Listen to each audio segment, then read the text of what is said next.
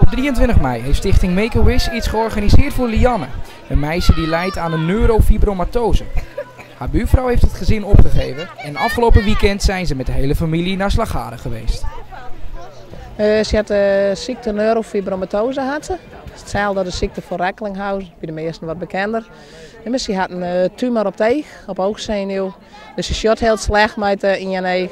En daar had ze een behandeling van haar, oorlijke chemo had ze ervan haar.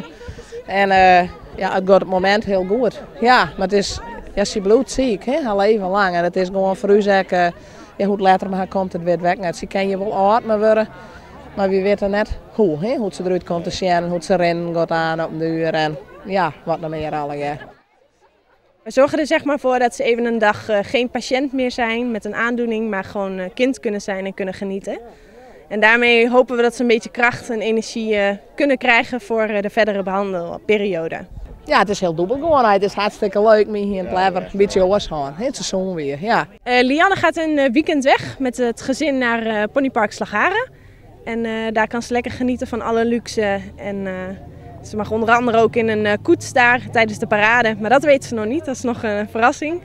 Maar daar kunnen ze gewoon een weekend even lekker genieten. Nee, wij leven eigenlijk van donateurs en giften van andere organisaties. Dus we hopen op die manier extra geld binnen te krijgen om toch zo'n wens mede mogelijk te kunnen maken. Ja. Nou, het is wel heel bijzonder. Ja, het is wel heel dubbel. Maar ik had er wel, ik had er wel zin in. Ik vind, ja, het is heel speciaal. Het gebeurt één keer in je leven. Het gebeurt nooit weer. Nee. Wist je dat dit gebeurde zo? Nee. Net dit. Nee, dat is echt een verrassing. We dan wat voortzoen, maar hoe we wat verder net. Nee, dit is een hele grote verrassing. Ja. Ja. Waar ga je hem nou heen? We gaan naar Ponypark Slagharen neer. Dat is wel heel mooi voor de bijen. Voor u natuurlijk. Ja.